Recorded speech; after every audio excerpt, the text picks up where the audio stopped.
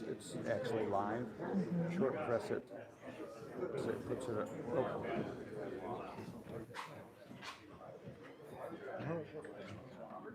Are you ready? Yes. Okay. Good evening. Welcome, everybody.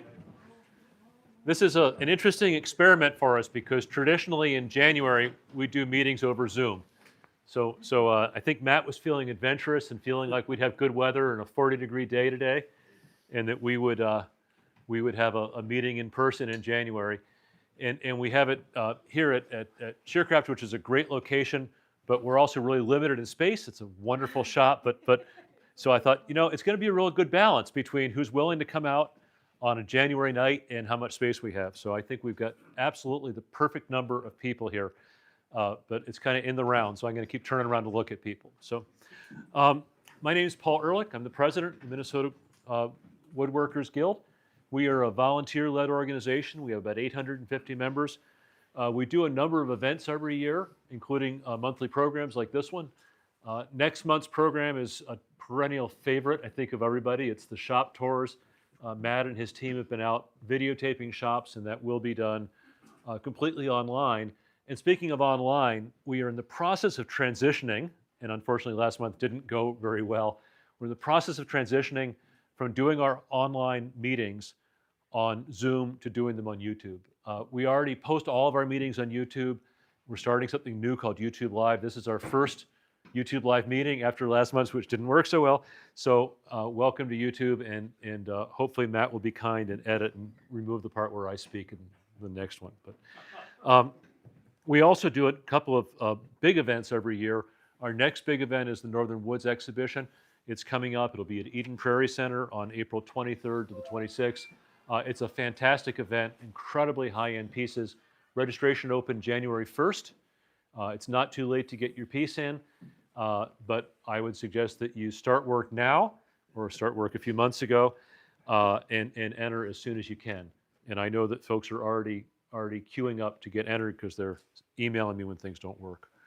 Our other big event that we do every year is the Woodworkers Expo, which we do at the State Fairgrounds. We did our second year in a row at the State Fairgrounds this year, and we'll be back there again this October, which is a fantastic event. So next program, shop tours. We are starting a new program this year, and Chrislyn Goodman is here, who's our chair of it, which is our education program. We traditionally have done a once-a-year seminar, which is kind of a sit and listen thing. We're moving to a hands-on education program. So those would be small classes, anywhere from 4 to 10 people in a class, learning how to do tools, techniques, projects, everything from safety, beginning skills to advanced woodworking masters. We're looking for volunteers that are interested in teaching in the program. We're looking for people that are interested in volunteering to help out. And we're looking for masters that are interested in teaching both locally and nationally. So we hope to build this into a pretty significant program in some shared space for the next couple of years and hopefully eventually in our own shop. The Guild, as I said, 850 people. We are completely volunteer-led. Everything that happens in the Guild happens because of our volunteers. This is people that are on our board. It's people like Matt and his team on the program committee. It's people like Jake Brown and our folks on the Northern Woods Committee. It's folks like Norbert, who I see here on the Expo Committee. But and George, who's one of our board members, is here, who's in charge of all of our supporters and sponsors.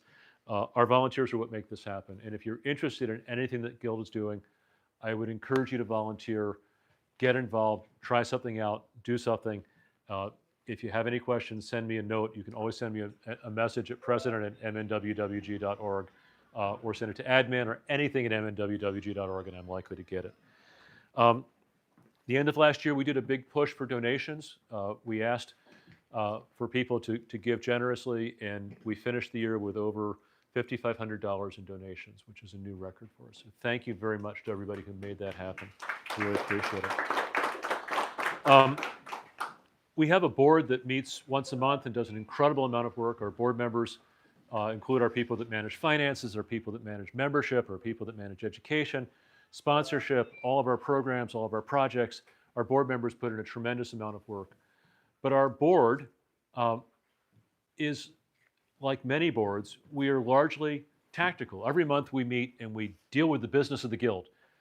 what bills need to get paid, what program needs to happen, what decisions need to get made, who called to complain about this or that or the other thing. And we don't have a lot of time to sit back and think about where we're at and where we should be going. So last month we had a meeting and we said, we're just going to block this month's meeting out and talk about where we're going, talk about what we've done well and what we need to be doing better. It was a strategy discussion. We did it over Zoom. The short answer, the short story from a long meeting is that we're doing a lot of things really well. We're really proud of our membership. We've got really, really solid finances. We've got money in the bank, which is all great to have for a volunteer organization. We've got some great events like what we do with Northern Woods and Expo in our programs. But there's a couple things that we want to be focusing a lot more on. One, I already mentioned, which is education.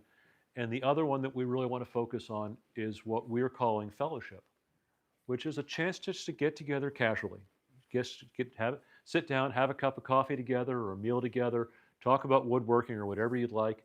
But we're going to start focusing a little bit more on that, just a way to get folks together and chat and get to know each other a little bit better. And part of that is to get folks to make them a little more comfortable with the guild and comfortable with members. Because sometimes we've got a lot of folks that have been involved in this organization for a long time. We want to find ways to get new people involved in the organization and to make people feel welcome. And I'm going to talk about that one more time in a second. But we also are reaching out to other organizations. So we've had meetings and discussions with the Turners. We've had, I just got a note that the Central Woodworkers Guild have a big anniversary coming up, and they've asked us if we want to cross-post some information. But I also had a call out of the blue a few weeks ago from a guy who said, I'm with the South Alberta Woodworkers Group. And he said, I'd like to have a call with you. I said, well, that's great. I love talking to people. So let's have a call. So the first thing I said is, I've spent some time in Alberta. So South Alberta means you're not Edmonton, right? And he says, yeah, that's exactly what it means. So it's okay. So now we got that part straight. Really interesting. We compared notes. They have a lot of the same challenges and opportunities and things going on that we do. But today, he sent me a note a few weeks ago. He said, what's your address? And today, this showed up in the mail just this afternoon. This is their version of Northern Woods. And it's called their South Alberta Woodworkers Society show. But I was so impressed. I'm so impressed with Northern Woods and our pieces that are entered. But these guys are doing a great job as well. And we'll get them a copy of our book about our show. But it's really interesting to see what they're doing and compare some of the things that are the same and different. And I think we've got a great opportunity. We've been talking to a lot of guilds around the country about what they're doing, because we're all doing the same thing, but we're just doing it in different places. So we're trying to compare some notes and learn some best practices. One of the things we try and do at every meeting is have folks kind of raise their hands if this is the first time you've been at a meeting. I see a lot of new faces here, so this may be a challenge tonight, and we got a lot of people here. But who is it, if it's your first meeting, if you just want to raise your hand, say, a little bit more than that, if you want to raise your hand and say what your name is and what your interest is in woodworking. Yeah. Wade, go ahead. My name is Wade Larson. I'm a hobby woodworker. Came here to meet other woodworkers and learn new things. Great. Apparently I've been maybe more than one, but I'm a boat guy, so I'm Excellent. interested. Great. Who else? Yeah. Brian, also a hobbyist right now. Good. Great. Looking to expand and for future money making as a retired woodworker. Excellent. later on. Excellent. Who else do we have here? Yeah, back here. Steve Johnson, retired, but taking up woodworking. Excellent. And wanting to learn from masters and everybody else. Excellent. Who else do we have? Another fellow here. Yeah. Jeff Larson. I did woodworking when I was a lot younger Yep. and just inherited my uncle's wooden boat, so I thought perfect timing for this meeting. Excellent. Excellent. Yeah, back here. I'm Isaac. I'm here with my father, Eric, and we are a little bit interested in building a rolling skull. Excellent. Great. Yeah. Hobby woodworker for a couple years now, and learned some more stuff. Great. Excellent. Is there anybody else I missed? Maria?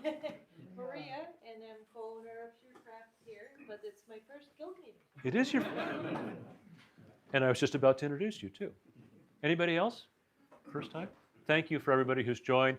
If you're, all these meetings are open. If you're not a guild member, you don't need to be a member to join the meeting, but I would strongly encourage you to join. There's tremendous benefits to being involved in, along with it, as well as the fellowship and the education and the learning and everything else. We get these great discounts with close to 50 sponsors, and that alone is a reason that so many people join. One of the things I mentioned is we do an event every year at the State Fairgrounds called the Woodworkers Expo. And when I was walking around the expo this year, I noticed this booth that was really doing some interesting work in boat building, and had a chance to meet Phil and Maria.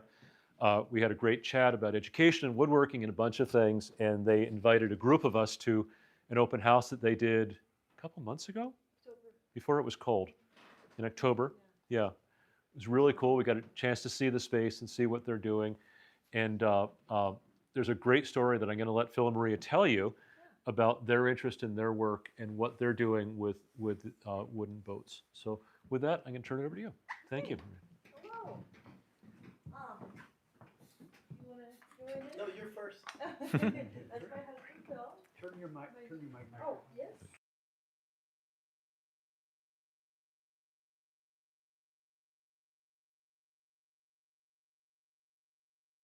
Did that work? Yes. Okay. All right. So, as you have probably caught, my name is Maria, and I'm co-owner of Sharecraft with my husband Phil. Thought a little bit today about how I would like to introduce ourselves and what we do, and I think the idea, the thought that I would like to lead with is me and Phil are a little crazy. Something you gotta know, but crazy in a good way.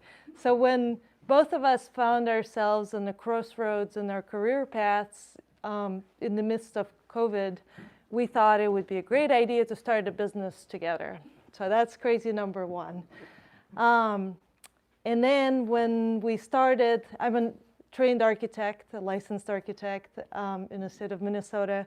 And my husband, Phil, has been teaching wooden boat building for 20 years by that time, now 25, 5 years later. And well, what could we do together? A woodworker, boat builder, and an architect. So we started with doing some custom work and handyman work, really.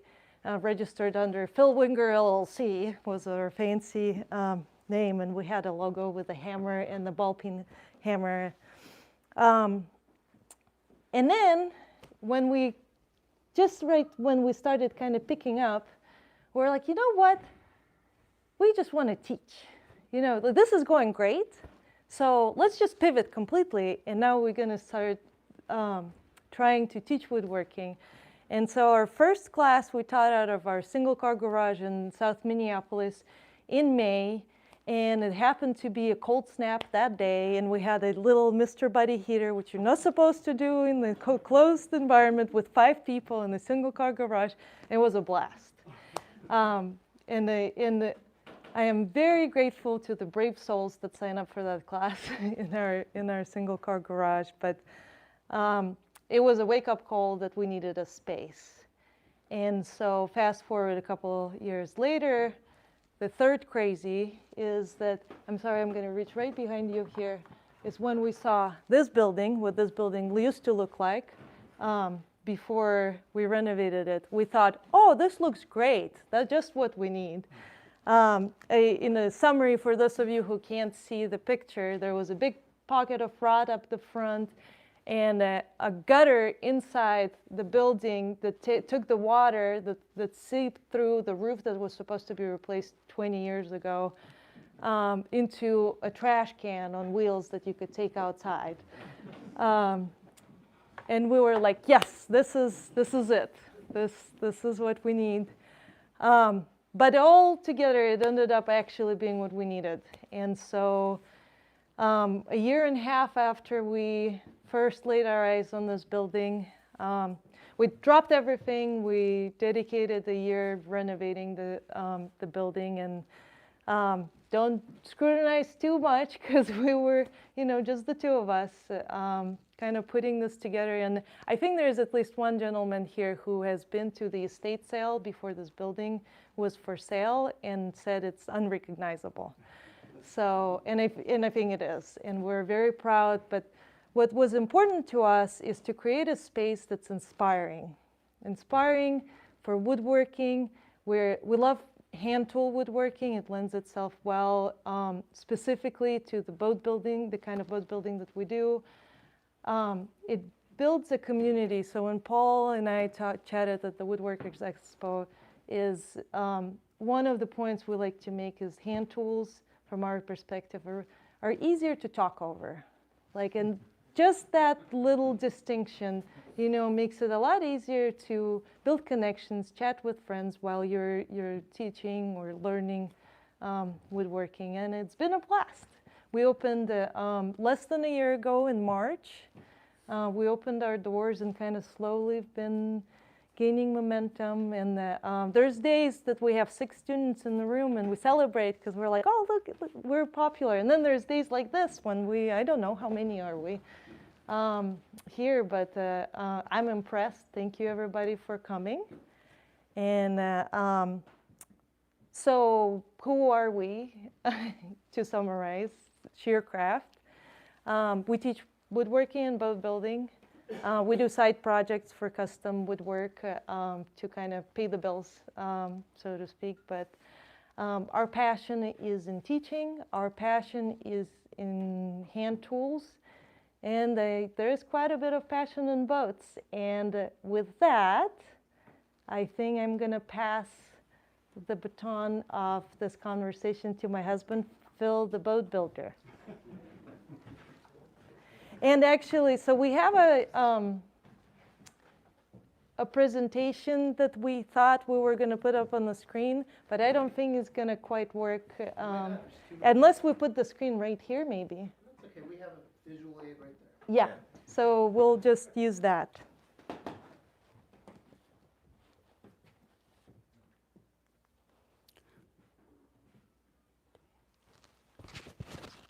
Still on.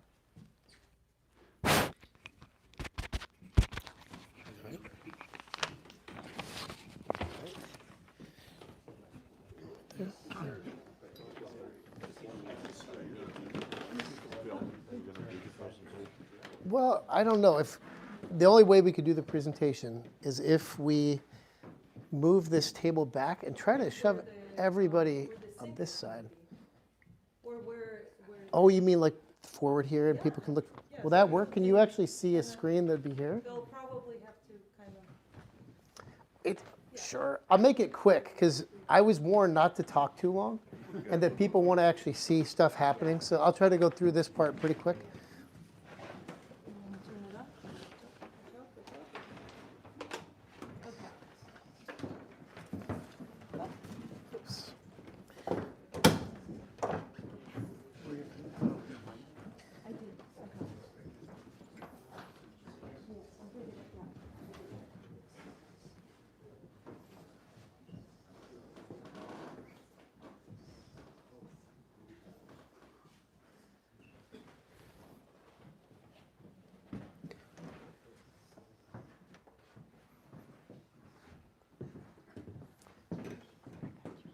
Got me. Is it on? Is it plugged in? Yeah, the plug's here. Is it? Oh, it is. How did that happen?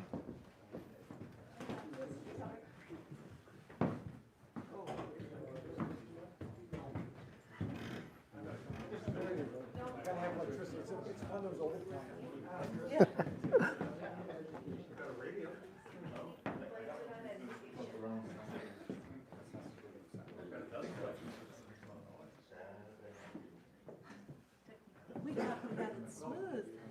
All figured out on wheels and ready to go, but is it coming on? Mm-mm. It was just on earlier. Oh, well. That's our clue not to do the slideshow, I guess. That doesn't make any sense, though. Yeah. There, yep. now it's on. Okay.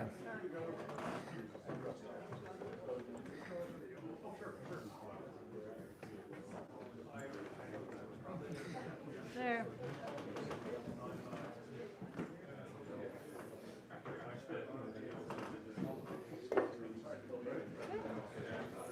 All right. No signal. Signal. No, it says it's no signal. It's HDMI 3, right? Yeah, that's what it is. HDMI 3.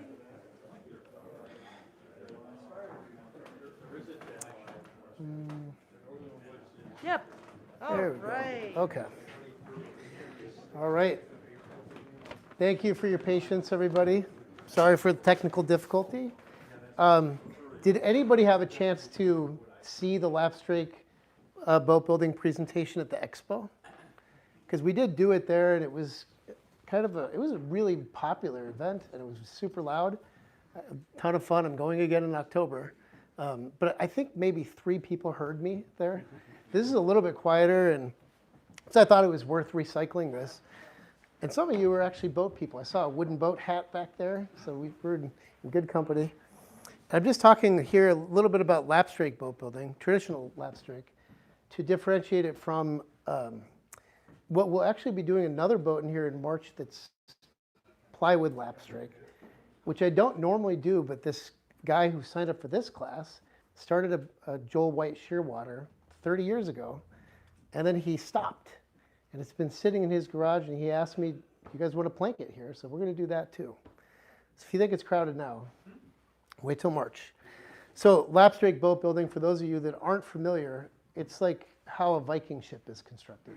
So overlapping wooden planks that are riveted along the length of the overlap. And each overlap has to be watertight, or at least the ones below the water line. And then above, you could probably get away with some gaps. So I went through the process at the expo for people who might not know what to do, overwhelmed by the process of how do you get started building a boat. And so that's how I broke this down, and I think I'll do the same, and I'll try to go kind of quick. So first you got to decide on a boat. That can take from one afternoon to an entire lifetime. People sometimes have, I've seen people with 30 sets of plans. And each set of plans have at least 2 big sheets, sometimes 8. This one that I pictured here is similar to this. It's called the Sid Skiff from the West Coast. And I built a couple of them, really pretty. We decided to build a different one for our class series called the Valso 13. That's a West Coast designer around the Seattle area. His name is Eric Valso. And remarkably, he designed it when he was in his early 20s to be like a good compromise between rowing and sailing performance. And by all accounts, he did a great job. And I was curious, and I like supporting, youthful initiative. I mean, he's 70 now, but back when he was in his 20s, to have the chutzpah to try that, I respect it. Is that yours or is that his? This one, the Sid Skiff was actually designed by, Ray Speck actually was an instructor where I went to boat building school. He took the lines off the boat. There was a derelict in the San Francisco Bay Area. He just really liked the shape of the boat. And I think that the boat belonged to a guy named Sid Foster, hence the name Sid Skiff. The original designer of the boat, I don't think anyone knows. But yes, I've built two or 3 of these, if you count the one I did in school. It's a beautiful boat. I would build it again, but I wanted to mix it up a little bit for this class. So after you pick the boat, you got to get some plans. Well, and then you got to convert them to full scale. So lofting is the process of drawing the lines on the plans, full scale, often on the floor, on painted plywood. And I'm 50 now, so I don't work on the floor anymore. So we actually made we just lofted it right here on the bench, put some 2x4 down to the floor, and that was really good for my back and my knees. You're going to need a space to build a boat. If you're creative and desperate, as I have been over the course of my career, you can build a canoe in a closet. But we wanted a nice space, so we put the work in. And this place if you do think it's attractive, that's mostly Maria. It's all out of her head. When we first saw it, it was, she said we thought it was exactly what we needed. No, we didn't. We both said no way, because it was horrible. But there was nothing else available as far as commercial space, and now it's transformed into something I think is workable. You got to build molds to build a boat around. Well, you don't have to. I take that back. There's some methods of Lapstrake construction. Like I'm teaching a class at Northhouse Folk School in June to build a pram, so that basic shape of boat with no molds. And that's a Nordic pram. The one I'm teaching up north is a Norse pram. And I love that style of construction because you don't need to do a bunch of legwork just to get it going. This style of construction and that one is more, it's fancier. So you build mold and a strong back, and it's a bit of work up front, but then you could build some really nice boats. After you got the molds, you got to cut, shape, and assemble the backbone, which is comprised of the stem, keel, keelson, the skeg, I guess, we count, and the transom in the back and the stern post. And all of the shapes of those things, all the relevant lines and angles, and say the rabbet joint in here, that comes, all that information is off the lofting.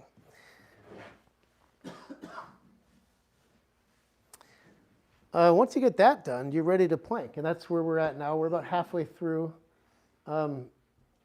Planking it's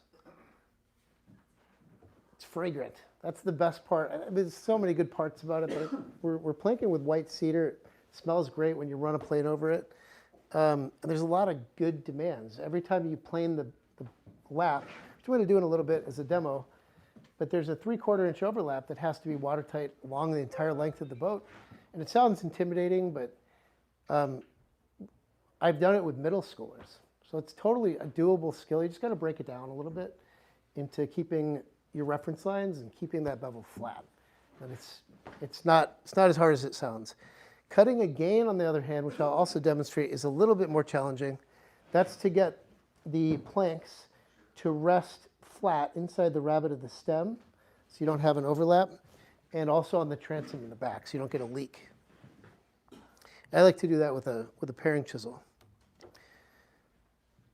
Oh, framing, or like once you're done with that process, you have a flimsy skin, and you actually pop it off the mold, and it doesn't look like something you'd want to get inside and row, so you got to add some structure to it.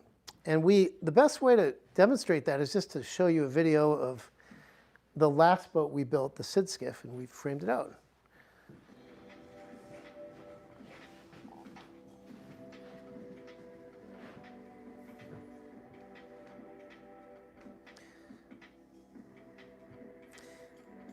It's pretty dramatic. You have 4 people that work together relatively quickly to smack 16 nails through a piece of hot oak with no pilot holes. Do you steam wood at all to get? Yes, yeah, we steam it. Like these frames are white oak, roughly 1/2 inch, so about 30 minutes of steam. And it bends like a noodle. You can just shove it in there. There's some technique to it. But you can sometimes you can get away with murder. I've seen people not adhere to good technique, and it can still work as long as you move relatively quickly, because it cools and then it won't get into shape. Use a different wood for the keelson? The keelson is also, in this boat, white oak for the keelson and the keel, but you can use other fairly hard rot-resistant woods there. So after you got the frames in, you got to fit out the interior. And if you haven't built a boat, this is the most woodworking relatable part of the build, because you're working with stuff that's not curved. You are working inside a curved surface, but you're putting in seats and like 2-dimensional things. I like that challenge. I think it's a good starting point if you're into like taking on something other than what's rectilinear. Fitting out the interior of a boat is a great starting point. Teaches you a lot of skills on how to fit stuff.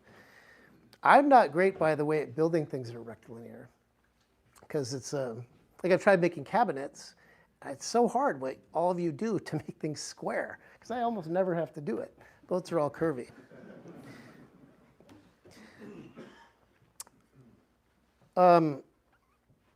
Finish work, of course, takes apparently 39 hours. Not much to say about that. My favorite finish for these kind of boats is, we call it boat sauce. It's a mixture, it's a wiping varnish really, a mixture of tung oil and pine tar and spar varnish, and some people use Japan dryer. But it's forgiving, it stinks, but it's really easy to reapply. I think it looks decent. I've had that boat now 25 years, and I've refinished it kind of once. Refinishing means you clean the dirt out and reapply. A couple coats, and that thing shouldn't tip. It's leaning on some plywood behind it. Sorry about that. If one were inclined to paint these, I'd say 50% more work. And this is going, so I think that might be my last slide. Was that enough? That was enough of that, enough talking. And I probably skipped over some things, but I think a demonstration is probably sort of more interesting. Because it's such a large group, I think what we should do, this thing's on casters. I'm going to push it all the way back this way, and I'm going to work on that side of the boat. Will that allow us to fit more people over here?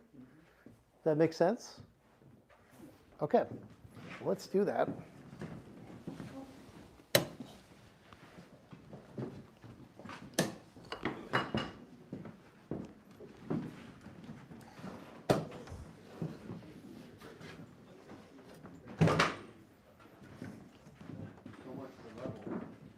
Yeah, that was not strictly necessary. I think, when we redid the floor, it's not something you want to stick a level on, because a little bit of this, but it was a handy reference early on in the boat building process. So where do you source your wood? Well, the planking, Grand Rapids. I got to go there. What's today? Tuesday? Tomorrow. Wow, we're going tomorrow. We're going to go up to Grand Rapids to pick up more planking stock because I'm out. But the oak, Cywick in Northeast, all over. My friends that are carpenters sometimes give me chunks of stuff that I use because they're scraps for them, for knees and things like that. Does the planking have to be air dried? Does it matter? That's a good question. No, it doesn't have to be. Boat builders usually spec air-dried wood for some things. I don't, not for everything.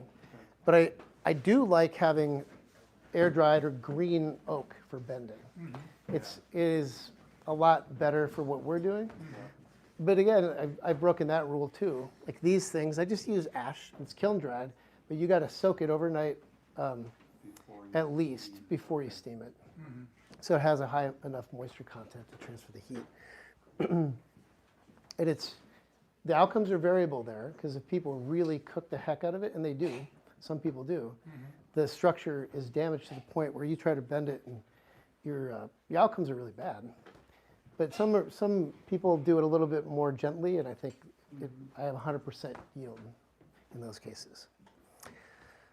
So when I say riveting, I'm guessing many of you probably think of like the riveting gun, the hand thing where you just smush an aluminum thing down. That's what I thought of before.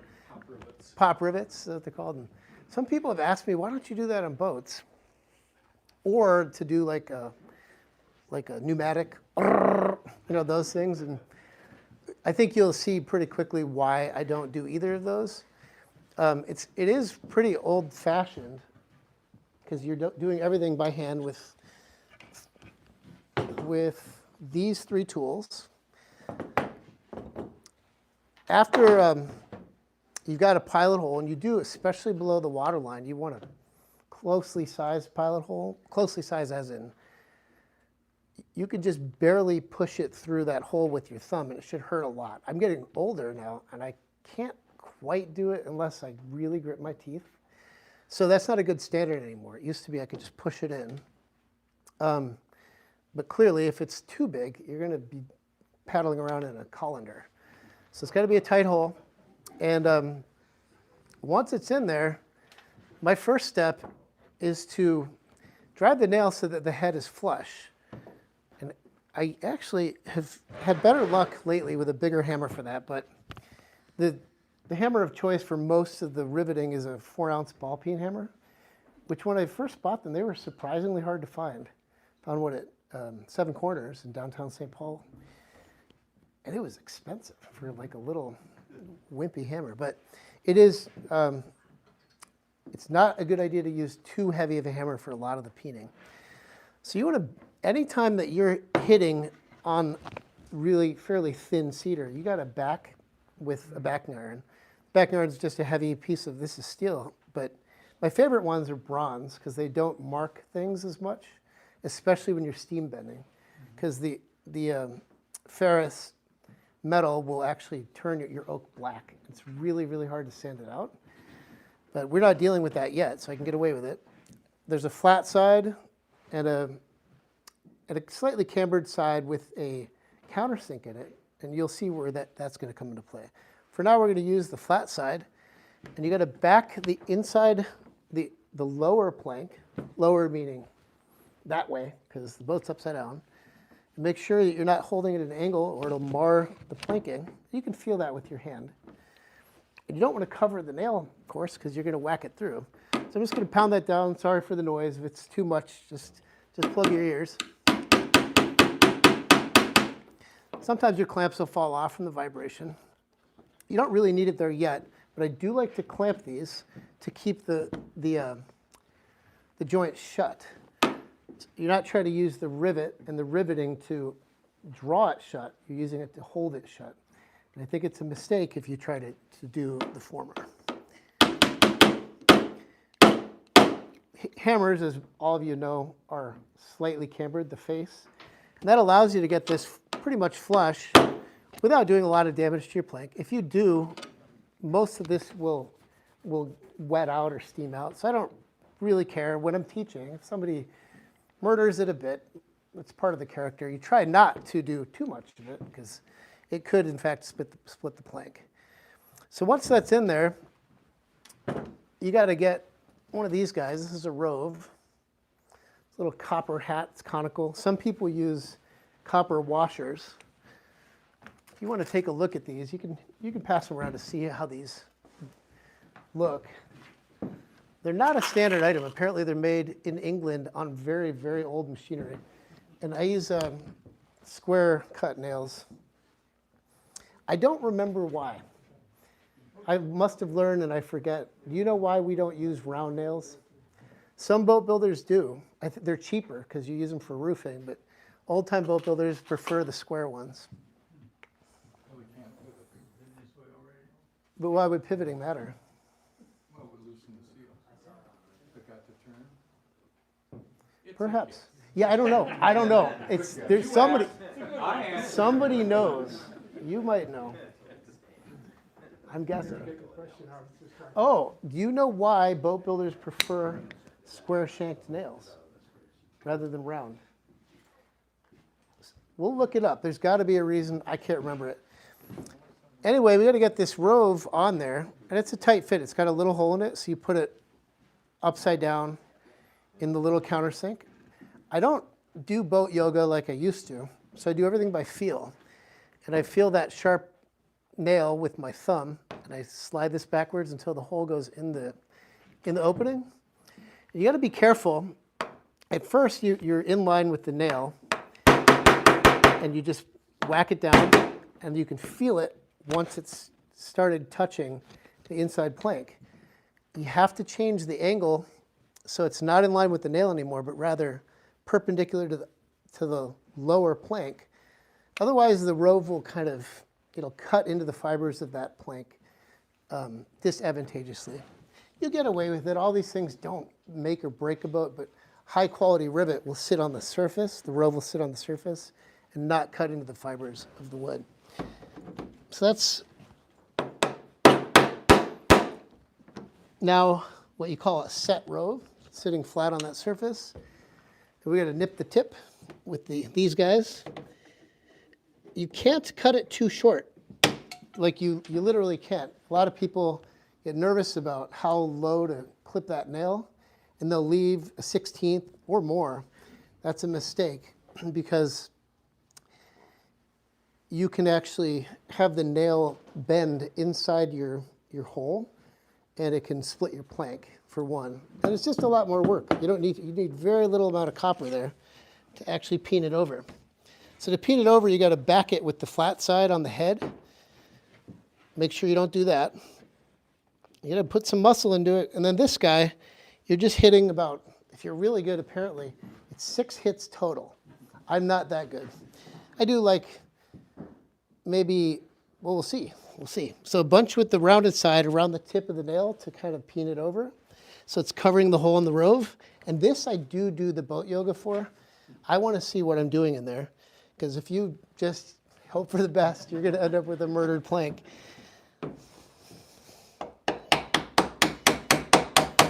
That's it. So that peened it over. And then you flip it to the flat side. 2 or 3 hits. And that's done. For your quality control, if you hear any metal out there, eventually these need to be flushed before we sand the exterior of the boat.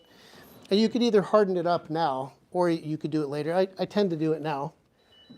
So you just cover that side with the flat side. And then you won't hear that metal anymore. It's all hardened up and tight. And if you use bedding compound in the lap like I do, this green goop, has anybody stuck their hand in that in here? It's everywhere. It gets everywhere when you build these. It's this stuff. It's not adhesive. It just acts as a gasket. Some builders don't use it. Has anybody heard of Harry Bryan? He writes in Wooden Boat Magazine a lot. He operates out of, I think, New Brunswick and has a treadle-powered bandsaw, real old-timer. Writes great articles.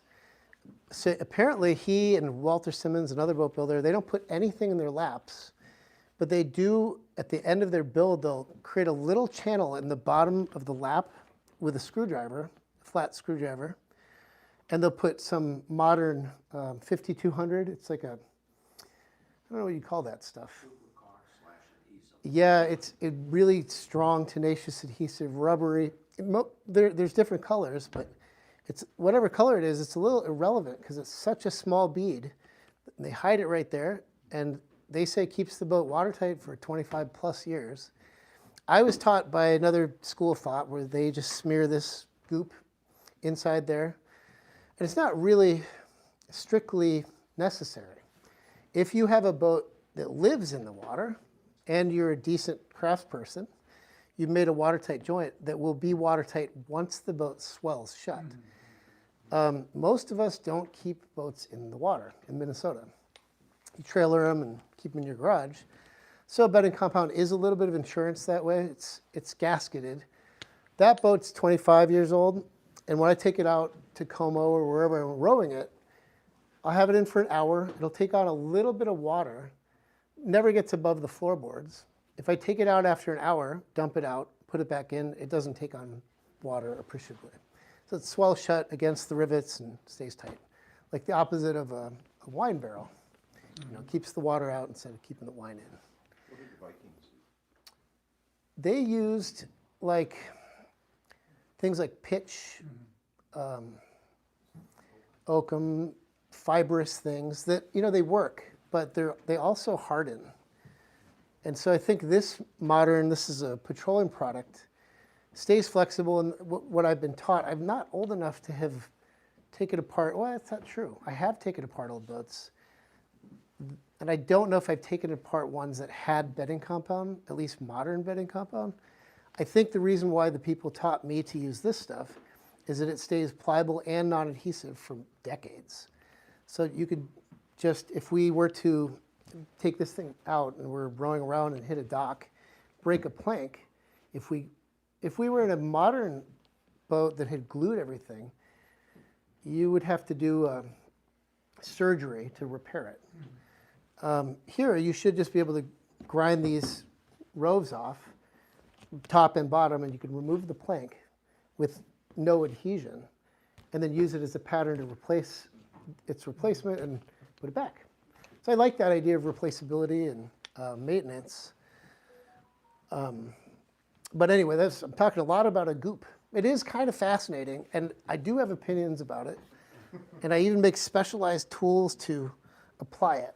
I don't use regular putty knives, because then you have to clean it. I just make them out of a bunch of planking scraps.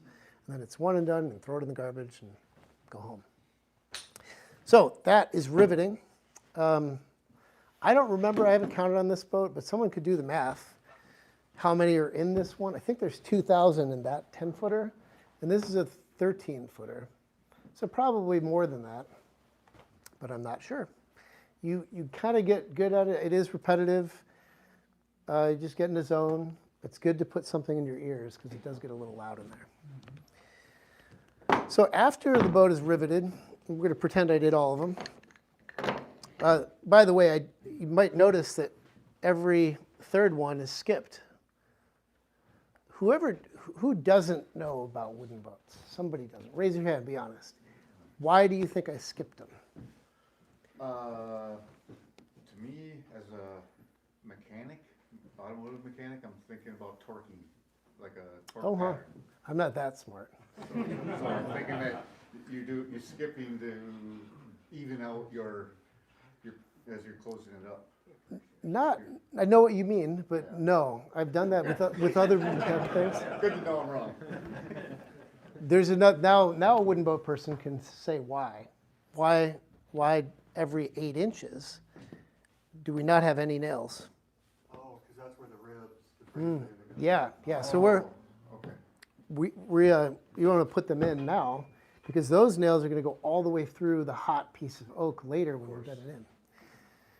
So when you do the riveting, you just kind of start at one end and go down, or do you skip around? That's a good question. Again, like if I were disciplined and very mechanically minded, I'd have a process. I usually have a crew with me, and we're hitting it everywhere at once. Okay. It's not. I don't think there's that kind of an issue where like, if you did it wrong, you're going to create a bubble. Mm-hmm. In white cedar, this planking, it's kind of smushy, so it's forgiving. Right. If it were steel, there's a reason I don't work with metal, because it would not let me get away with the kind of murder that I get away with on a regular basis.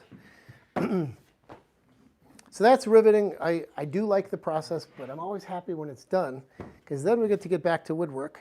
And our overlap is 3/4 of an inch in this boat. I'm going to scribe that lap.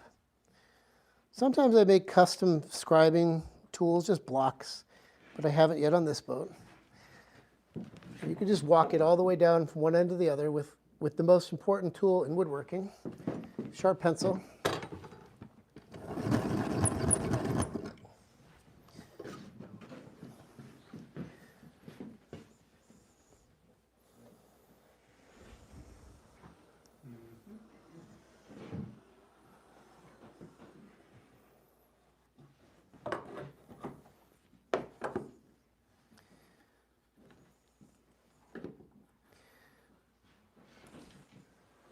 This is where I feel sorry for all of you. It's kind of like you're watching water boil. But I'll be done in a second. I don't have to do the whole thing yet. But I might as well.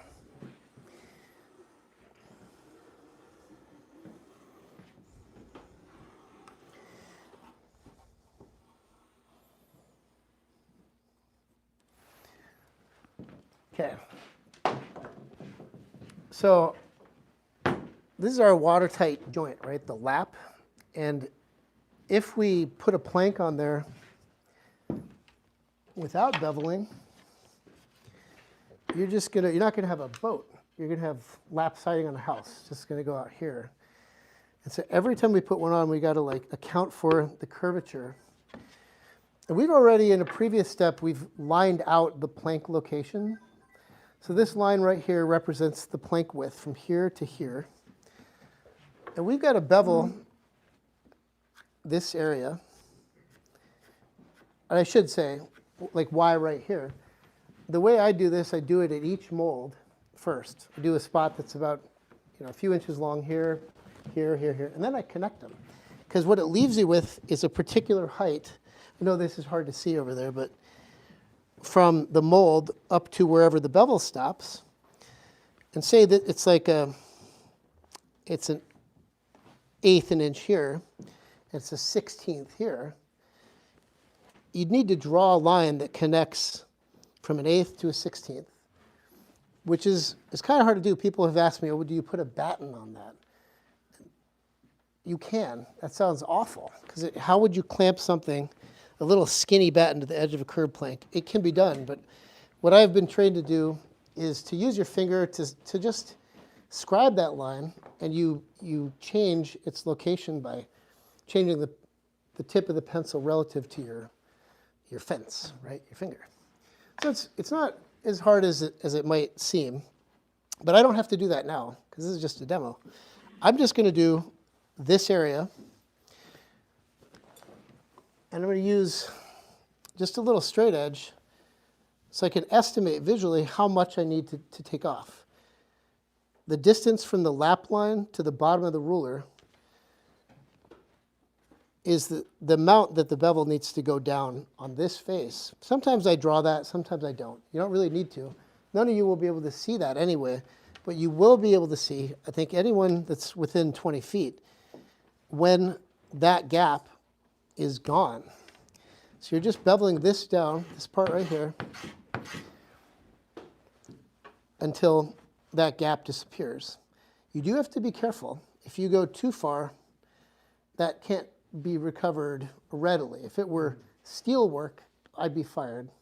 It's woodwork, so you can cheat it. I suppose you could glue a piece back in there, but you want to try to avoid that and creep up on getting it right. And those of you that are close can notice that the grain doesn't like the direction I'm going.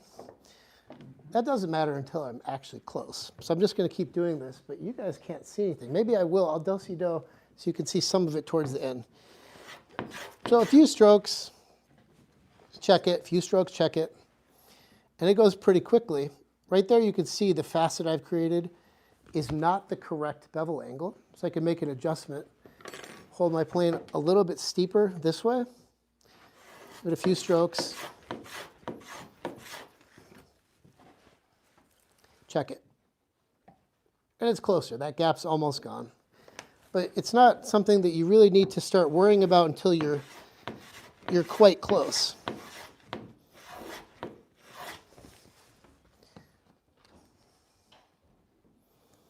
And this is the part that I said earlier is fragrant. I don't know if, probably can't smell it from here, but I love the smell of the cedar. You should try some of that out. Does anybody know if white cedar is ever used in saunas? Because I don't think I've been in one, but I think I heard a rumor that it's too strong for saunas.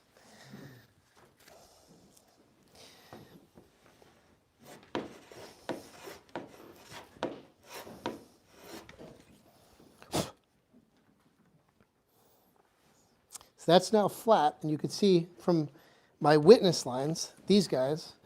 Is that a term that woodworkers use? Witness lines? I learned that term in my 20s, and they become more important as I've gotten older because I can't see much. And it's constant visual feedback as to where your reference line is and how much waste you have left. So I use them all the time. I always keep a pencil with me. Oops. A couple more strokes.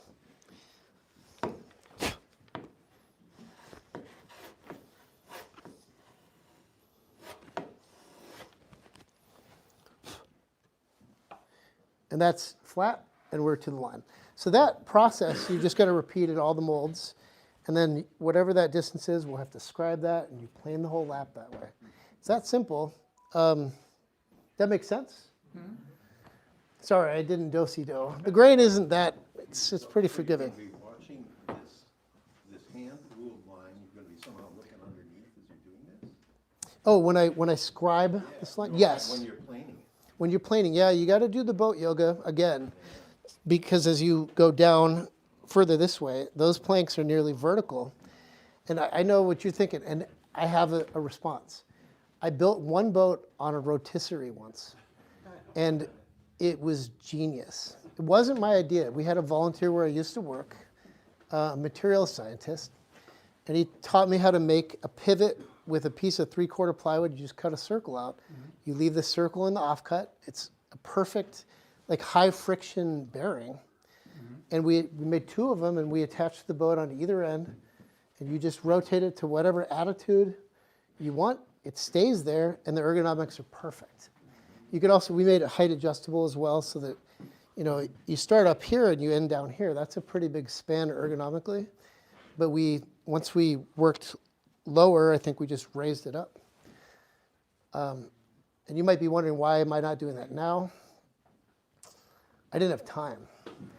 But it's something to consider. If you're getting up there in years, you got a bad back, and you want to do something like this, consider a rotisserie. And from what I can gather, I had, like, the first conversation I had, the first person that came in the door was like a genius. And I've been part of the Woodworkers Guild, not continuously, but for a quarter of a century. And I think there's tons of geniuses. There's all these people with serious big jobs. Invent a better rotisserie. Just do it yourself. And do it to save your body. So that's what I have for demos. I don't know how much more stuff you want me to do, but there's more I can show you if you're interested in seeing it. Yeah, the gain, that was one of the things I thought you might find interesting, because it looks like it's freehand chisel work that I think it freaks some people out, because a gain is really it's a rabbited rolling bevel in the end of the plank. So cutting a rabbet there, a lot of people do that with a rabbet plane, but that's not how I was trained to do it, and I've tried it since, and it doesn't make any sense to me. If you do it on the bench, you can do it that way. It certainly doesn't work once you've installed the plank, because your rabbet plane, even a bullnose plane, is going to interfere. It's going to hit this. So I just cut that with a chisel, and I can demo that if you want to see it. It happens over the last foot of the boat, so it's hard to get everyone to see that. I could do it twice, because there's one on either end of the boat. Is that something that sounds interesting? Kind of? Okay. I'll do one. Sometimes when I do this, I do a demo, I get real unlucky with the wood grain, because you know how wood grain sometimes likes to switch on you? That happened in a class I had, and I was pairing this joint, and it split the plank.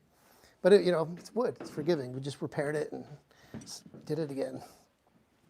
So I make my gains for a boat like this about a foot long from the rabbet. So I measure back about a foot, put a mark, and I'll square one all the way down so you can see it. I put a little G up there to remind myself what I'm doing. And then I lied, sort of. I said I only use the paring chisel, 3/4 inch paring chisel. But I've learned to do a prep step with a knife. I've just been using a utility knife lately, but some of you have really cool scribing knives and things like that. By all means, if you got something better than this, use it. It's just what I have. The rabbited portion of the gain is not necessarily the full length of the gain. I think the last one I've been doing, you can see there's, from the gain to the rabbet, it looks like 2 inches is what I did. I'll go 2 inches forward, put a little R there so I can see what I'm doing. And this is where I've got to create a shoulder, starting here, that goes from 0 depth to half the thickness of the planking. The planking is 3/8, so it's about 3/16 of depth at the rabbet.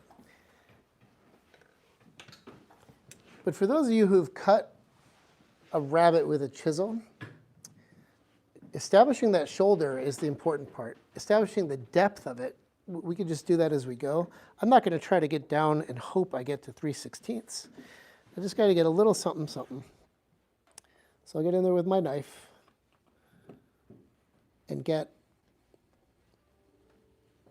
a bit of a slice. It's easy in a softwood to get into that grain, so you don't have to work that hard. I do push a little bit harder near the end, or at least I do it twice to try to make it a tiny bit deeper.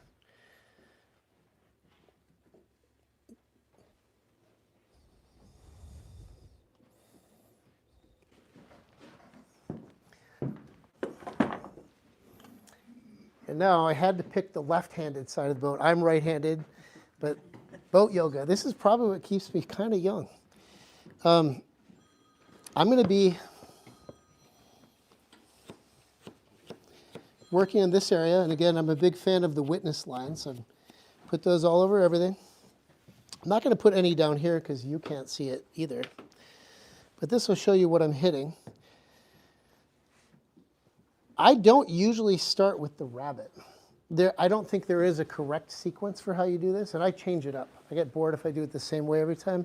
Today I'm going to start by cutting the rolling bevel. The rolling bevel goes from full thickness here at the gain down to a feather's edge here. So I start out here where there's the most amount of material to take off and kind of feel out the grain and see what it wants to do. When I get close to putting the corner of the chisel in the stem, I'll change it so that it's square off and it doesn't do damage. It just lands inside this face. I call that the rabbited face. I call this the bearding surface. I made some of those terms up. There are lines. That is the rabbit line. This is the bearding line. And that right there is called the apex of the back rabbit. Those are 3 reference lines. But I've never seen like anybody refer to this surface or that surface. So that's why I made those terms up. It wasn't totally arbitrary. So you're just going to go using the same general approach further and further back towards your origin. And you're rolling that bevel, making sure you always end up with your chisel perpendicular, or I should say parallel to the rabbited face.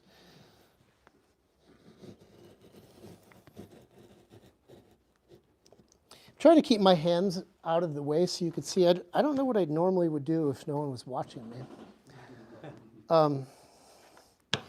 But you do want to rely pretty heavily, just like anytime you're paring, on keeping the flat back of the chisel flat on your work.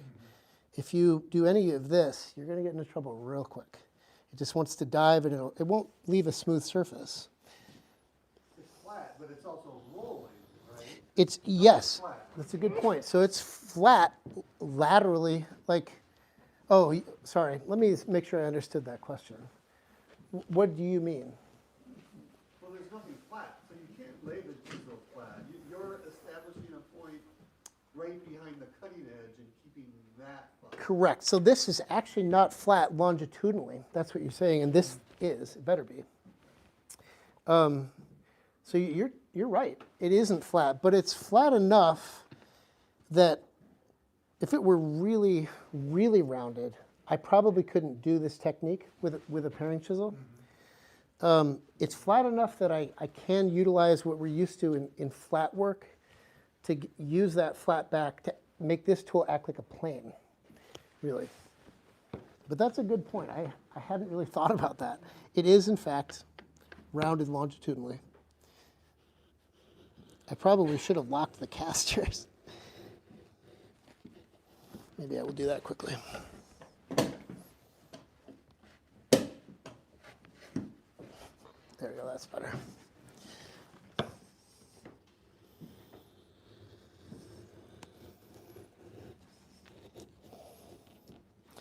For 3/8 planking, it's actually quite a lot of material.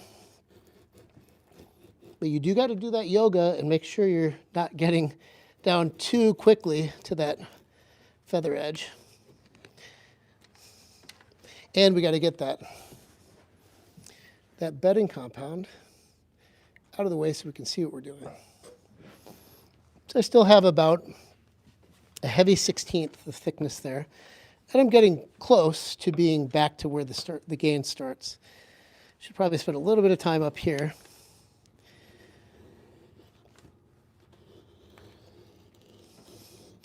Getting this down to where it needs to be. For those of you who are looking closely, you could see that these witness lines are getting shorter and shorter and shorter. So I'm approaching my lap line. I'm approaching my final feather's edge thickness at the end of the gain. I don't try to get it perfect because I know I have more work to do to rabbet all this material. But I think having a good ramp from full thickness down to a feather edge, like on this edge, is what I'm shooting for.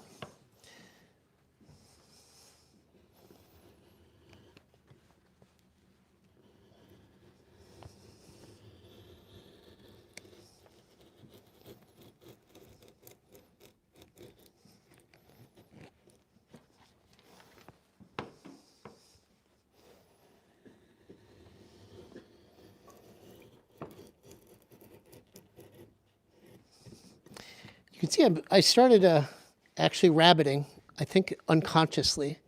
See how there's a shoulder that's starting to create here? At any time, I can really start cutting that rabbit, but I did say that I was going to finish the rolling bevel first. I'll try to do that.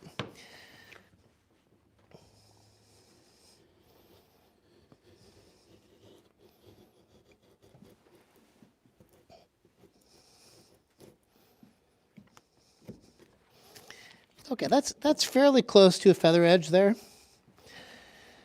And now I'm going to start on that rabbit.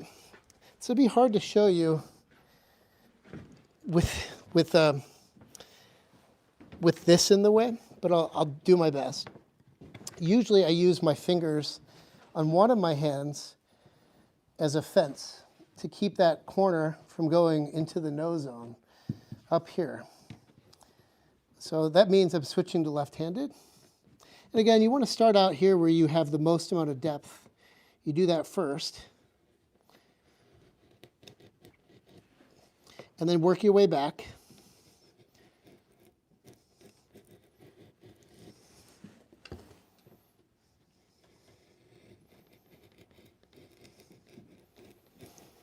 You can see because we made that cut, that shoulder, those last pieces, they just want to fall out of there and give you a nice clean shoulder. You can do it without that step. I think it took me a while to figure out to make that cut first, but this is a much cleaner way. You get a much cleaner shoulder this way. One thing I should point out is with this particular paring chisel, the handle often gets in the way, hits the boat. So you either got to skew it, or you got to buy the version of this one where the handle is bent up. Does anyone own one of those? And would you like to arm wrestle for it? So I've never tried one, but they look like they do this job a lot easier. You could just make it. I could, or I could just heat this one up. I don't know that I want to do that. I like this tool, but sometimes the ergonomics are not right, and you just got to skew it and get creative. Is that a 3/4 inch or a 1 inch? This is a 3/4 inch, which I've used to cut 3/4 laps and 7/8 laps. I suppose you could use a 7/8 or a wider chisel to cut either, but then you better be strong. Because you know how you use a narrow chisel to get through hard work because it's not cutting as much. As I get older, I'll probably need to get a 1/2 inch version of this just so I can keep doing it. But it's not that bad. If you keep them sharp and you're working with cedar, it's pretty forgiving.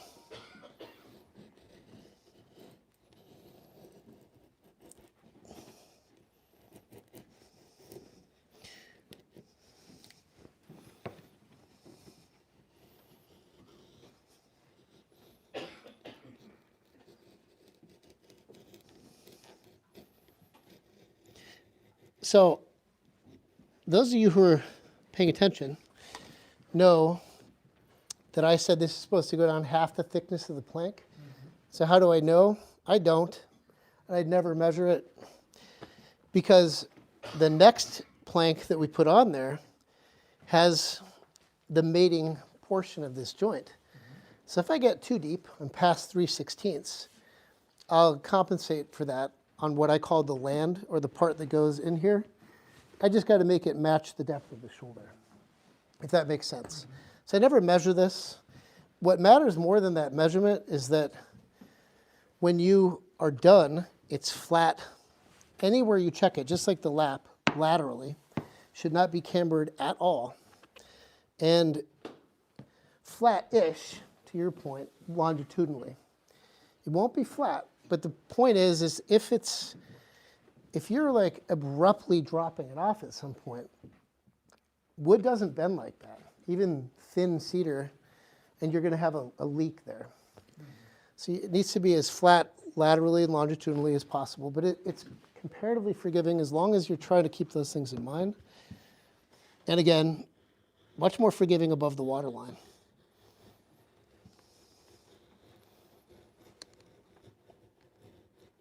The way I'm thinking about this is like you're burying each of these surfaces that are meeting between the two planes. Yes. Yeah. Yeah, you're trying to get two fair surfaces to play well with each other. That's a very good point. Now, it's out of the question to have some jaggy groove in the keelson and not have to do this. Oh, it's a good question. I've never seen that. I hate to tell you, the laser cutter could probably do it. Oh, I bet you that anybody have CNC skills? Yeah, that's what I mean. You could do all kinds of things to make these things play better together. But that takes the fun out of it. Because we get to just sit here for hours on end. And It's plenty of fun, but it takes the art. Buy the boat? what's that? Couldn't you just buy the boat? You could buy the boat. CNC thing? I've spent so many hours doing this. Building this boat makes no financial sense to anybody, and I can't believe Maria let me do it again. But it's inspiring. Like, it's the best way I can think of to spend time. And part of, I think, why she let me do it is because she thought that might work to inspire other people to come in and take classes. But bless her, where is she? Oh. Did we feed the cats? I did. I just forgot. Okay. Okay, so I'll try to true it up here at the very end and not make you watch water boil. But as long as you get the principle, then you are halfway to getting the best addiction ever. Does that make sense, how to cut a gain? And I don't need to finish it for real? Okay, there's just a little bit of truing, but you can come take a look at it and see roughly what I'm working on. And on every plank has a gain cut on both ends, right? So there's 9 planks per side. When you're, you start, unfortunately, all the way down here below the water line. And so the first gain you'll ever cut on a boat is like the highest stakes thing ever, and it's scary. But by the time you're done, doing a few planks, it gets a lot more comfortable. And you can practice this cut on the bench too. We had a class last week, and 2 people cut their first gains, and they're right there, perfect. I mean, watertight joints. They did a great job. So those were the 2 things that I thought you might find interesting. I guess 3 things. There's beveling, riveting, and cutting the gains. It never ends, so you keep going. You got to shape the next plank in a process called spiling. You cut it out and plane it down to the line, and it's a miracle. It always fits. And then you just start over. It's kind of cyclical, but once you get really sick of doing one thing, you just get to switch. And there's lots of other things that we do in here, so if I get sick of boat building, which that's never happened, but I could just pivot to something else. So, 2 planks connected. Oh, you saw this. Okay, so that's a great observation. In the old days, we had big trees, and they were affordable. And now we don't have as many big trees, and they're not affordable, at least. I'm going up tomorrow to pick up enough planking to finish this boat, probably more than enough. It was $1,700 bucks, a lot of money. And so that's even with my version of cheaping out, which is using the scarf joint. So I wish I had one of these sitting around, but this plank would require a 14-foot long, 10-inch wide cedar plank, traditionally, if there's no scarf joint. And the stakes are kind of high with something like that. And I found 7 or 8 foot cedar, and I scarf every one of them. And a scarf joints, I mean, woodworkers use scarf joints, mostly timber framing, but is anyone not familiar with that term? It's a scarf joint is basically a ramp that you cut in the end of each plank, and they overlap each other and are either mechanically fastened or adhesived together. That boat has mechanically fastened scarf joints, even below the waterline. I wanted to see if it worked because they taught us that when I was in school. I was like, you're insane, just glue it. But it does. It actually worked well. But now there are some modern shortcuts that I take. I'm not a purist. And epoxy is a very fast way to do that, and it'll outlast the boat. When you talk about that first plank where it comes to the bow and the keel, the bend of it? Yeah, so the first plank is called the garboard, and you're looking at the twist, and you're wondering, how did I do that without losing my mind? You cook it. You cook it. This builder, actually, the designer of this boat, he steams the first 3 planks. I only did the first 2. I didn't think this one needed it, but it's effectively horizontal amidship, and then 7 feet forward or 6 feet forward, it's nearly vertical. And so that's, even for a thin cedar planking, it doesn't want to do that. And it'll fight you, and if you try to do it without steaming, it'll split right around those fasteners. So there's different ways to do it. Back in the old days, when I hadn't discovered the current cheat that I use, I'd have to install the aft plank or clamp it on the boat, and then I'd slide a steam box around the plank all the way up to about midship and steam it for 20 minutes. And then you have to be ready. You gotta quickly pull the box off and then torque, twist the plank into place and clamp it up. And then let it set, usually, before you fit the hood end a little bit more carefully to fit inside the rabbet. But it's a lot of work. You can't fit it before you twist it, because I don't know how you would. It's probably possible, but that's not the way I do it. I get the twist in there, and if you're patient, you leave it at least overnight, and then you take the clamps off, and it's like DNA. Looks like the kind of wood you find at Home Depot. But you do on purpose on both sides of the boat, and then you can work with it and screw it in there. So no spring back to speak of?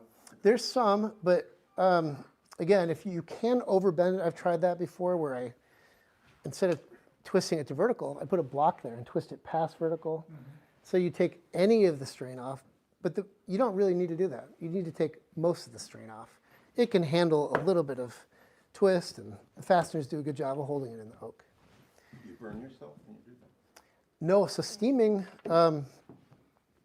when we steam bend the frames in there, for example, it's just oak, and they're cooked for 20 minutes. I don't know if I was trained this or if I invented this rule. But even when I worked with kids, I told them that if it hurts, you're moving too slow. So you just gotta, no gloves, you just go, bend. And the reason why I don't like gloves is because if you are moving too slow, then bad things are gonna happen. You're either not gonna get your shape, or it's gonna split when you drive a nail through it. So that pain motivates you to just get it done, get it in there, and fasten it in. But there is one steaming operation that I do wear gloves. It's when you have a metal compression strap. Yeah, because that metal conducts that heat very efficiently to your body, and even these ugly hands get burnt from that. What's the cheat you reference? Oh, the cheat, the modern cheat. You could do the box, but at some point, I think it was on YouTube, some old boat builder was steaming a big oak rail on a boat, 20 feet. And it was really twisted, big thing. And he just casually, he's all by himself, which you couldn't do that job by yourself with a box. Wouldn't work. He just had this big tube of plastic And he just slid the wood in there, and he bungee corded the ends and shot steam inside the bag. And he left the bag on, because it's thin, and just clamped it in place with the steam still running. So he didn't even have to rush. Now, I don't leave the bag on when I do it. I pull it off. But it's much easier, and it's a great way to steam bend without a bulky box. That box can damage some of your planks too if you're not careful.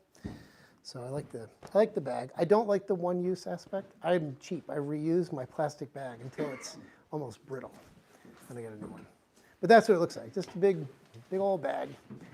I think Uline sells them in different sizes. So if you're ever steam bending stuff for furniture, and you're doing something crazy that has a lot of shape, and you don't want to rush, you can leave it right in the bag. Just clamp it up. It's a great technique. So I've seen commercial boat builders who have a big old crude box, wooden box, it's like 15 feet long or something like that. Mm-hmm. And they pick up this hot piece of wood and they bend it. Yeah, that's so. You could have an open, like a trough, a boiler, Steam running through it. or you can have one, like if it's a steam box, you gotta like at least kind of plug the ends to retain the heat. But then you gotta, if it's 15 feet long, you gotta like get it 15 feet out and then come 15 feet back. It's a bit of a dance, and you better have a lot of friends, because it's a hot, floppy mess. It's fun, but you need to have friends. What part of the process do you use spoke shaves? Great question. Were you looking at the bevel thinking, why don't I use a spoke shave there? On the wall over there. Yeah, I mean, they're prominently featured. Love the tool. Spoke shave. Yeah, those are. I'll tell you a story about the Stanley spoke shaves later. I do love the spoke shave, but it tends to create a concavity because it has such a short sole. So I wouldn't use it anywhere that I wanted to avoid concavity. We use it shaping paddles a lot, like the one on the wall. But in a boat, I probably used it. I wouldn't even advocate using it. We cut, like this was rectilinear, and it's now, this part's called the cut water. You have to bevel it to 1/2 inch from 1.5. One could use a spoke shave there, but there's no concavity in the stem. So one shouldn't use it there unless you really like to see your work. That's the kids that I used to work with like spoke shaves because you can see. There's good visibility under the tool. But I think we were discouraged from using it unless you were inside a concave surface when I was trained. But you could break that rule. It's a good tool. You did use it on the inside because you cut that. Oh, yeah. I told you she's smart. That's concave. So when we cut that on a bandsaw, it was rough, and we just had to run a spoke shave. Correct. I got a question back at you. What would you do if this radius was so tight that you couldn't get in there, even with a round bottom spoke shave? What tool would you use to smooth it out? Yes, I'm so glad does everyone have a cabinet scraper, card scraper? I love you people. My students just want to sand everything, and it's an abomination. Sometimes you have to sand. I try to avoid it where I can. But scrapers are great on hardwood. Yeah. I have an abstract kind of question for you. Sure. What's the biggest mistake you've made? Oh, in boat building or in life? We better stick with both building. Woodworking. Biggest mistake. She's gonna let you know.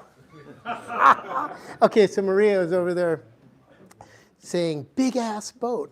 So the pram that I teach at North House Folk School, the traditional Lapstrake pram,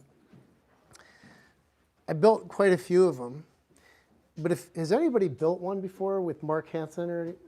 It's a very popular class up north. And one of the cool takeaways, you leave with this little piece of wood that has a few bevels on it and a couple of like bits of information. You can build the whole boat off this piece of wood. Tells you everything you need to know. Very simple. I never got one of those because I didn't learn it from him, well, directly. I learned it from a piece of paper that had information on it that I couldn't read, apparently.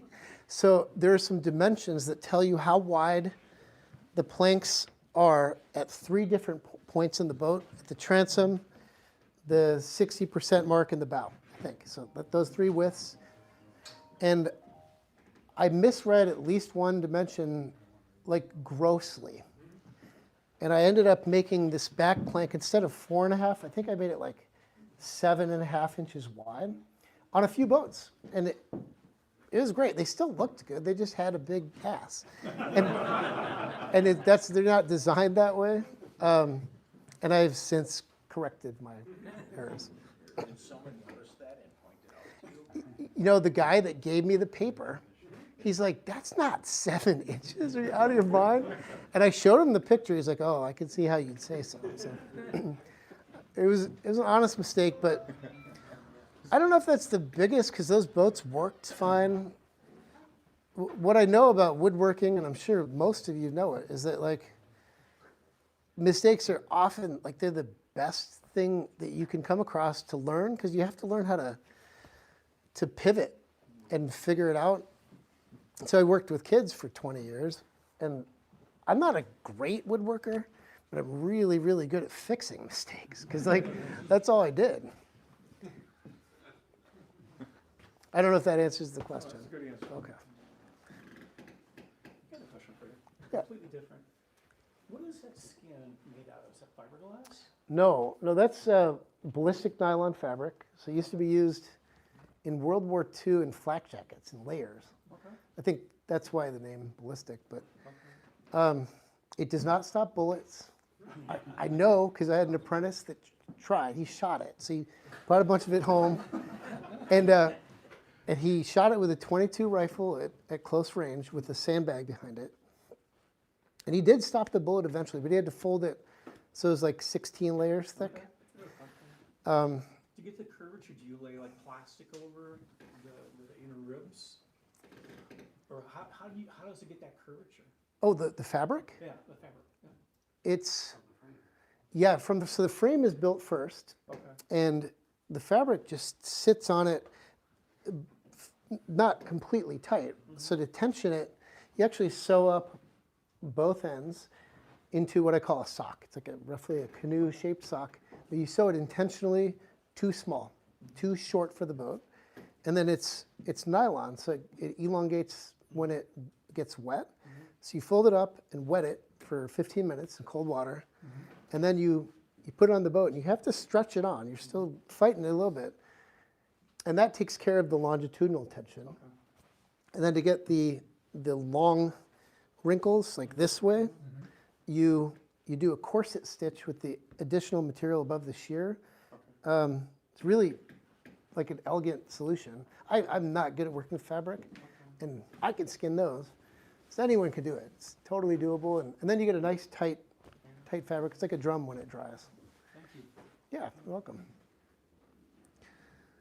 Yeah, so I do love Lapstrake boat building, and I've built a lot of different construction methods. That's called skin-on frame. Those are the only 2 that I do now.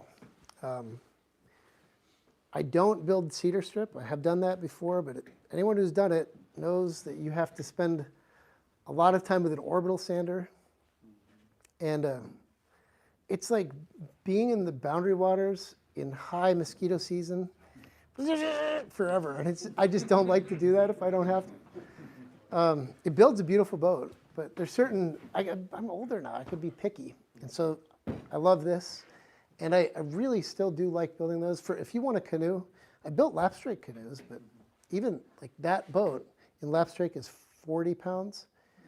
That's 20 pounds. And we built that in a class in 8 days. The Lapstrake boat, clearly a lot longer.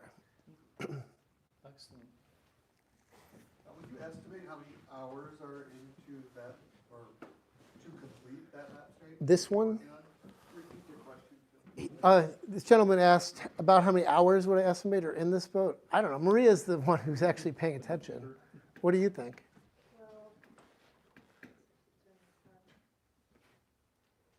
I think we estimated about 300 hours, Oh, total? but it's going to be 6. So we work on this boat. So how many billable days are we supposed to have a week now? It's embarrassing.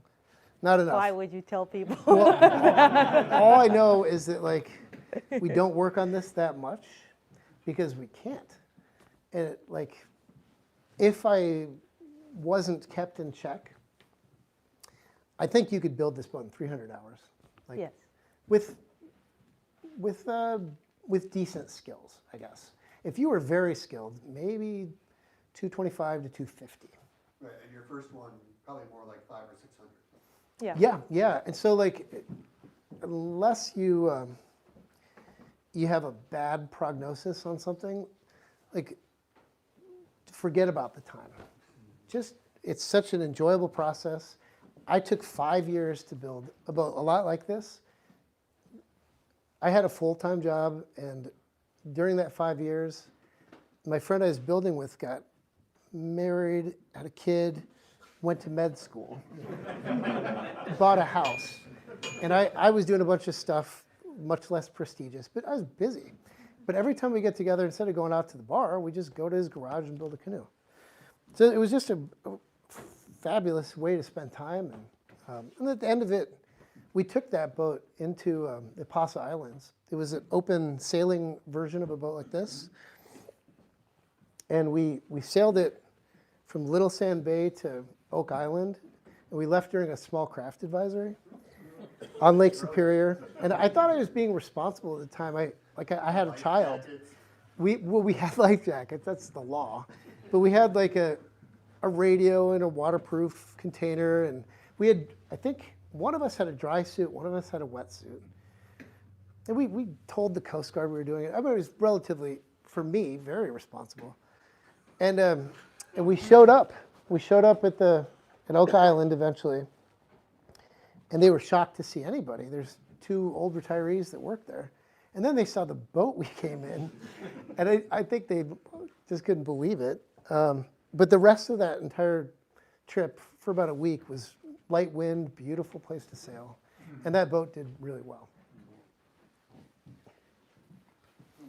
I can't really see, but do you put a motor on the boat? On this or not? Some people do. Some people do. And this is designed as a sailing boat. I'm not building it as a sailor because that's about 50% more time and probably, again, as much, like 50% more money. And so like I was describing earlier, Maria let me build this as a rowboat, and I stopped asking questions. You could certainly make it a sailboat, and you could also probably clamp a small outboard to the transom. Otherwise, you row it or? Yeah, so this is a rower. We're going to build some oars for it in a class. I don't know when, but carving oars it's a fun job. One of the more interesting Lapstrake boats that I built was a double-ended, it's called a Dispro. It's the hull shape. It stands for the Disappearing Propeller Boat from Ontario. I'm trying to remember the name of the town, Port Carling. I don't know Canada well. But there's a lot of lakes in that area that have submerged rocks. And people would tear their boats open with their drive shaft, because this is pre-outboard. And so some genius came up with this thing where there's like a centerboard trunk in the boat through which the propeller shaft went.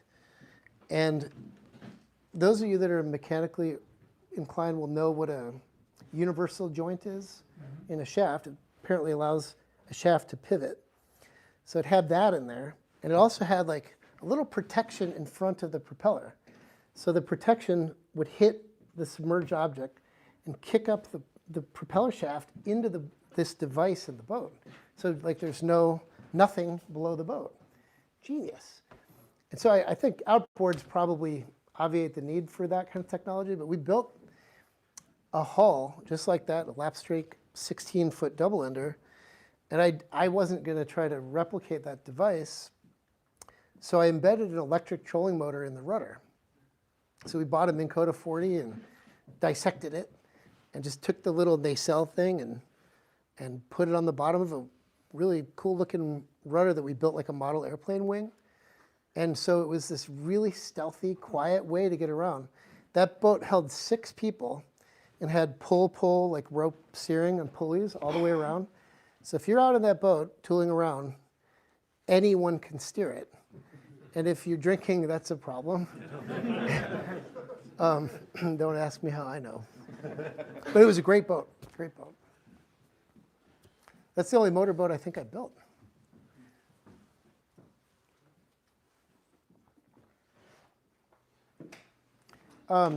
Any other questions? If you have other questions and we want to let people go home, I don't know what time it is, but probably about time. And I'm always happy to talk about boats. And thank you for coming. If you want a class, feel free to look at our website or talk to Maria. She probably has a better sense of our schedule. And we do have a boat building social once a month. The one this month is themed around leathering the oarlocks. So we'll have a little like skill share, I guess, but it's mostly an excuse to get in and hang out, have a drink, and talk about boats. So that's on the 29th this month, I think 6 to 9 in the evening. And it's free. What, sorry? Yeah, right in the shop here. Thank you.